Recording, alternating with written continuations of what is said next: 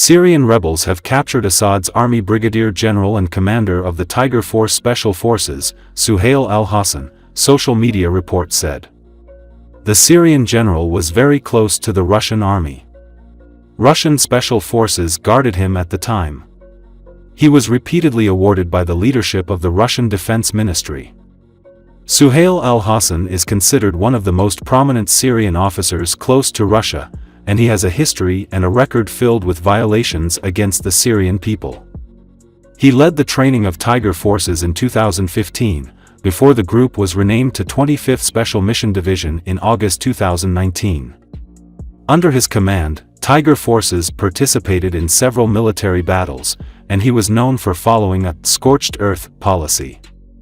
In 2017, he was the only officer present at a meeting with Russian President Vladimir Putin during his visit to Syria, attended by military officials from both Russia and Syria, also attended by the head of the regime, Bashar al-Assad. The appearance of members of the Russian Special Forces alongside al-Hassan, especially in 2017, he was the only officer present at a meeting with Russian President Vladimir Putin during his visit to Syria, attended by military officials from both Russia and Syria, also attended by the head of the regime, Bashar al-Assad.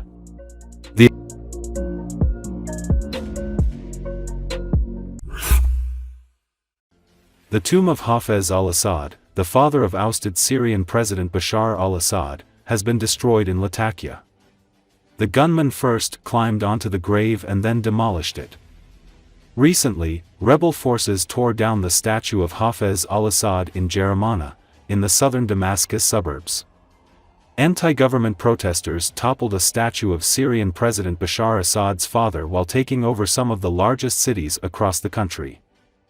In the capital Damascus, people cheered as they stood on a toppled statue of former President Hafez al-Assad, in a highly symbolic moment for a country ruled with an iron fist for 5 decades by his clan. The scenes came as Islamist-led rebels declared Bashar al-Assad had fled the country following a lightning offensive that wrested city after city from his control, culminating with their arrival in Damascus. It should be noted that opposition forces entered Damascus on December 8 and overthrew the Assad regime.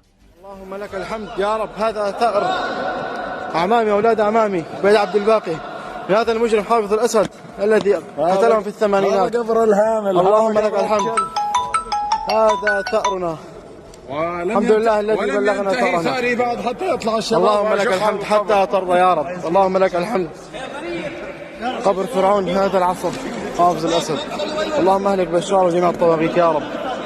دينك إيه؟ عاشت إيدك.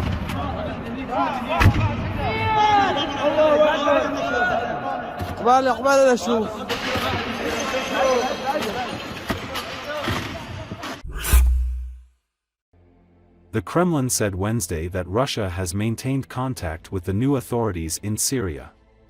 Kremlin spokesman Dmitry Peskov said that we are monitoring most closely what is happening in Syria.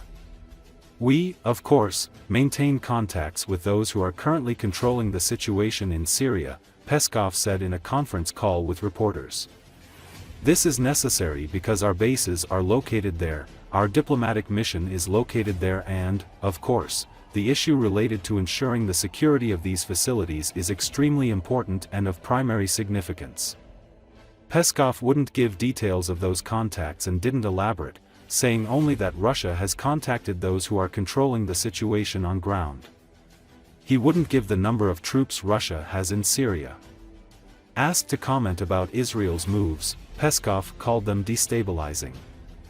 The strikes and actions in the Golan Heights area, in the buffer zone area, are unlikely to help stabilize the situation in an already destabilized Syria, he said. Разумеется, сейчас внимательным образом отслеживаем все, что происходит в Сирии. Вы знаете, что мы, разумеется, поддерживаем контакты с теми, кто контролирует сейчас ситуацию в Сирии. Это необходимо, поскольку там находится наша база, там находится наше диппредставительство, и, конечно, вопрос, связанный с обеспечением безопасности этих наших объектов, чрезвычайно важны и носят первостепенное значение. Ну и будем дальше очень внимательно смотреть и, конечно же, исходить из тех реалий, которые складываются на земле. Безусловно, нанесение ударов, действия в районе голландских высот, в районе буферной зоны, ну, скажем так, они вряд ли способствуют стабилизации обстановки в так дестабилизированной Сирии. Kremlin spokesman Dmitry Peskov said Tuesday that it was Syrian President Bashar Assad's personal decision to step down and leave his country. Leaving the process of fulfilling the duties of the head of state was Assad's personal decision. And everything else is without comment, Peskov said of the decision.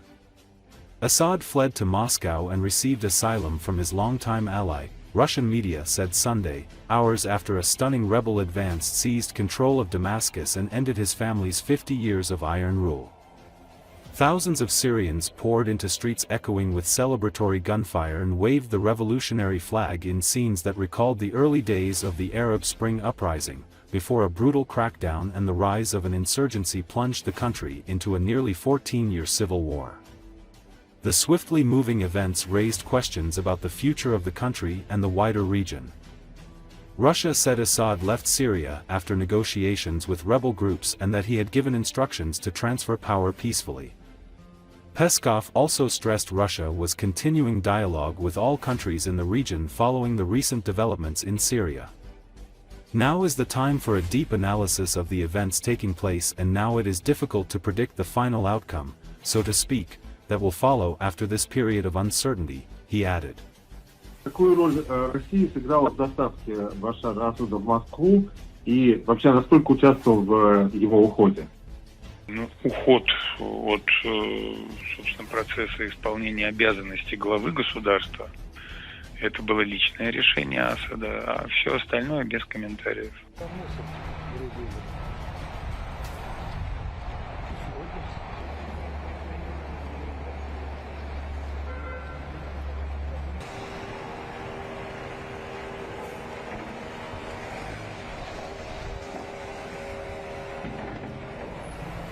Слушайте, Россия продолжается, мы уже говорили, свой диалог со всеми региональными странами.